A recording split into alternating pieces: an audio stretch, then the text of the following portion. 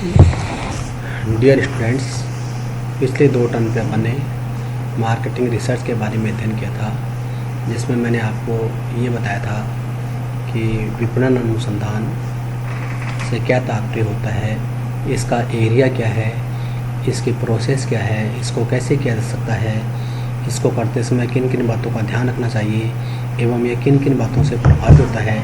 इन सारी बातों का अपन ने उसमें अध्ययन किया था। आज अपन जो बातचीत करेंगे वो बातचीत ये करेंगे कि विपणन अनुसंधान क्यों किया जाना चाहिए, इससे क्या फ़ायदे हैं, इसको करने से किन किन लाभों की प्राप्ति होती है एवं ये किस प्रकार से उत्पादकों को, ग्राहकों को, समाज को, मांग और पूर्ति को, इनको किस प्रकार से प्रभावित करते हैं। हम सब जानते हैं कि विपणन अनुसंधान उपभोक्ताओं से संबंधित उनकी वरीयताएँ, उनको प्रतियोगिताएँ, उनके उत्पाद, विभिन्न बाज़ारों में मांग और आपूर्ति की स्थिति, संस्थान के बारे में, सार्वजनिक और समाज की स्वीकृति, संशोधित उत्पाद, इनके बारे में न केवल ज्ञान प्रदान करता है बल्कि जो विपणन प्रबंधन है उसके लिए भी विपणन अनुसंधान करना आवश्यक होता है। विपणन अनुसंधान एक प्रकार से इस प्रकार की जानकारी प्रदान करता है कि जो विपणन निर्णय लिए जाएं उसमें शामिल जोखिमों को किस प्रकार कम से कम किया जा सकता है। अर्थात जो विपणन अनुसंधान है उसके माध्यम से हम बाज़ार के बारे में, उपभोक्ताओं के बारे में, विक्रय के बारे में, बाज़ार की स्थिति के बारे में, इन सब के बारे में अनुमान लगाते हैं और ये अनुमान लगाने के कारण से जो हमारे जोखिम है वो जोखिमें हैं वो न्यूनतम हो जाती है। आज हम इनको विपणन अनुसंधान के जो लाभ हैं उनको अपन थोड़ा सिस्टमेटिकली क्रम वाइज पढ़ते हैं। सबसे पहले जो विपणन अनुसंधान है ये बाज़ार के बारे में हमें जानकारी देता है। यह बाज़ार और व्यापार के रुझान को प्रकट करता है और वर्तमान, मौजूदा और साथ ही नए उत्पादों के लिए संभावित बाज़ारों का भी पता लगाता है। विपणन योजना और रणनीति के लिए ये सब हमारी पूर्व की आवश्यकताएं हैं। तो सबसे पहले जो विक्रय अनुसंधान है उसके माध्यम से हमें पता लगता है कि हमारे प्रोडक्ट का बाज़ार क्या है, उस बाज़ार का रुझान क्या है, वर्तमान बाज़ार क्या है, नए प्रोडक्ट के लिए जो संभावित बाज़ार है वो कैसे होंगे। इन सारी बातों का विपणन अनुसंधान से अपने को जानकारी प्राप्त होती है।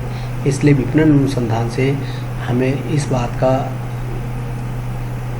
ज्ञान होता है कि हमें हमारे प्रोडक्ट के लिए कौन से बाज़ारों का चयन करना चाहिए। इसके बाद में अगर अपन उपभोक्ताओं के संदर्भ में बात करें तो यह उपभोक्ताओं की आदतें, उनकी प्रायोरिटीज़, उनका अध्ययन करता है और उनका विश्लेषण करता है। और उसके बाद में कंपनी को या फर्म को यह जानने में सुविधा रहती है कि उपभोक्ता कंपनी के किस उत्पाद को कहाँ और क्यों खरीदेंगे। इस जानकारी के साथ विपणन कार्यों में सुधार के लिए भी विपणन कर्मचारियों को हम ठीक प्रकार से मार्गदर्शन दे सकते हैं, उनको ठीक प्रकार से निर्देशित कर सकते हैं। अर्थात कहने का तात्पर्य है कि विपणन अनुसंधान का जो दूसरा महत्वपूर्ण लाभ है वो ये है कि उपभोक्ताओं की हैबिट्स क्या है, उनकी प्रायोरिटीज़ क्या है, इनकी जानकारी प्राप्त करता है और जानकारी प्राप्त करने के बाद में उनको एनालाइज करता है। एनालाइज करने से कंपनी को और फर्म को ये मदद मिलती है कि कोई भी उपभोक्ता हमारे किस प्रोडक्ट को खरीदना चाहता है और कब खरीदना चाहता है और उसके लिए वह क्या पे करने के लिए तैयार होता है। ये सब जानकारी होने के कारण से हमें जो मार्केटिंग हमारी स्ट्रेटेजीज़ है इसको बनाने में सुविधा रहती है और हमारी जो सेलिंग फोर्स है उसको गाइडेंस देने में भी हमको सुविधा रहती है। जो इसका तीसरा महत्वपूर्ण लाभ है वो ये है कि ये बिक्री के जो पूर्वानुमान होते हैं उनका निर्धारण करता है। विपणन अनुसंधान से एक उत्पाद के जो विक्रय पूर्वानुमान होते हैं उनको बनाने की सुविधा रहती है। इसमें बिक्री की योजना, उत्पादन की योजना और उसका समय निर्धारण और अन्य जो संबंध कारक होते हैं उनके लिए एक योजना बनाई जा सकती है जो किसी भी संगठन को, किसी भी संस्थान को, किसी भी उत्पादन को चलाने के लिए आवश्यक होती है। अर्थात इसमें जो सेल्स फोरकास्टिंग होती है वो सेल्स फोरकास्टिंग की प्लानिंग बनाई जाती है।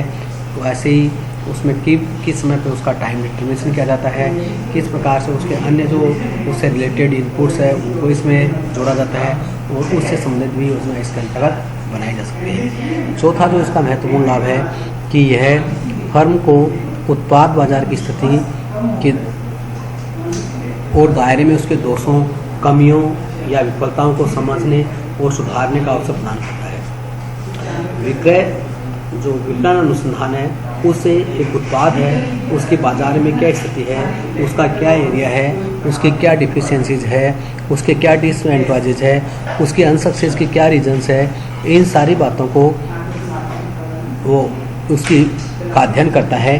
अध्ययन करने के बाद में उनके कारणों को समझता है और उनमें करेक्टिव जो भी उनको प्रपोजल्स लेने होते हैं वो प्रपोजल्स लेते हैं। इस प्रकार से विपणन अनुसंधान से हमें बाजार की स्थिति के बारे में भी जानकारी मिलती है। इसी प्रकार से इसके हम पांचवें लाभ के रूप में कह सकते हैं, यह विपणन के निर्णयों, उनके विकल्पों और कार्यक्रमों की उन्नति और सुधार के लिए भी वितरण चैनलों के प्रभाव, संचालित बिक्री प्रचार उपकरण और विज्ञापन, मीडिया आदि का अध्ययन करने में सहायता करता है, जो फर्म की उन्नति के लिए आवश्यक है। इसी प्रकार से जो विपणन अनुसंधान है, उससे हमारे जो मार्केटिंग डिसीजंस होते हैं, उनके जो ऑप्शंस है, उनके जो प्रोग्राम है, प्रोग्राम में करेक्शंस है, चैनल्स ऑफ डिस्ट्रीब्यूशंस है, चैनल्स ऑफ डिस्ट्रीब्यूशन के इम्पैक्ट है, हमारी जो सेलिंग फोर्स के पास जो इक्विपमेंट्स है, एडवर्टीजमेंट है, मीडिया है, इन सब का ये इनकी सारी सूचनाओं को संकलन करके उनका अध्ययन करता है और अध्ययन करने के बाद में वह संस्थान को प्रस्तुत करता है, जो एक संस्थान के लिए, एक फर्म के लिए बहुत ही आवश्यक होता है, बहुत ही अनिवार्य होता है। इस प्रकार से अपन देखते हैं कि इसके माध्यम से, विपणन अनुसंधान के माध्यम से एक फर्म को, मैंने जो भी आपको लाभ बताए वो लाभ प्राप्त होते हैं। इसी प्रकार से अपन इसके अगर महत्व की भी बातें करें तो जो मैंने अभी आपको महत्व बताए हैं, जो अभी इसके लाभ बताए हैं, वही बेसिकली इसके महत्व के अंतर्गत में शामिल होते हैं। फिर भी अपन कह सकते हैं विपणन अनुसंधान, चाहे विपणन का क्षेत्र हो या अन्य क्षेत्र हो, इसमें यह केवल तथ्य खोज तक सीमित नहीं होता है। यह व्यावसायिक निर्णय, विशेष रूप से विपणन से संबंधित निर्णय से हमेशा संबंध रखता है। इसलिए जो विपणन अनुसंधान जो भविष्य की अनिश्चितताओं को समझने के उद्देश्य से नए उत्पाद नियोजन, उत्पाद परिचय और स्थिति में निहित जोखिमों को कम करने के लिए आवश्यक है। मार्केटिंग सक्सेस के लिए साउंड डिसीजन मेकिंग और प्रोग्राम सेटिंग से पूर्व की आवश्यकताएं हैं। डेटा की व्याख्या और विश्लेषण की अपनी प्रणाली के माध्यम से विपणन अनुसंधान इन दिशाओं में मदद करता है। बिजनेस अनुसंधान एक सहभागी काम है और इसमें आर्थिक, सामाजिक, राजनीतिक, उद्योग और बाजार के कारकों के रूप में विचार शामिल होते हैं, जो एक व्यापारिक फर्म के भविष्य को प्रभावित करते हैं। जब तक उस पर जानकारी विकसित और ठीक से परिष्कृत नहीं की जाती है, तब तक बाजारों और प्रतियोगिताओं के लिए व्यवसाय भ्रामक होने की संभावना रहती है। विपणन अनुसंधान विपणन डेटा विश्लेषण और परिशोधन का दूसरा नाम है। उपरोक्त उद्देश्य को प्राप्त कर सकता है और पूरे व्यापार और फर्म की सहायता प्रदान करता है। हाल के वर्षों में व्यापारिक नेता इसके व्यावहारिक मूल्य को ध्यान में रखते हुए विपणन अनुसंधान को बहुत अधिक महत्व दे रहे हैं और विपणन गतिविधि के किसी भी चरण में अंतर्दृष्टि के रूप में इसको जोड़ दिया गया है।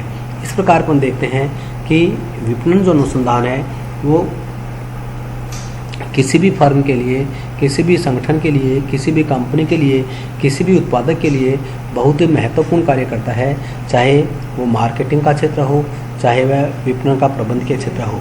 यह जो भविष्य की हमारी जो अनसर्टेनिटी होती है उनको कम करता है और जो संस्थान है उसको व्यवसाय के जो निहित इसमें जो जोखिम होती है उनको कम करने में अपनी महत्वपूर्ण भूमिका का निर्वाह करता है। इसी प्रकार से विपणन अनुसंधान में हमारे पास जो डेटा, जो समंग, जो तथ्य एकत्रित होते हैं उनको हम एनालाइज करते हैं, उसके आधार पर संस्थान से संबंधित आवश्यक निष्कर्ष निकालते हैं और उसके आधार पर निर्णय लेने का कार्य संपन्न करते हैं। इस प्रकार से हम कह सकते हैं कि विपणन अनुसंधान एक फर्म के लिए, एक उत्पाद के लिए, एक संगठन के लिए अत्यंत महत्वपूर्ण है एवं इससे संस्थान को, उत्पादक को बहुत प्रकार के लाभ प्राप्त होते हैं। थैंक्स।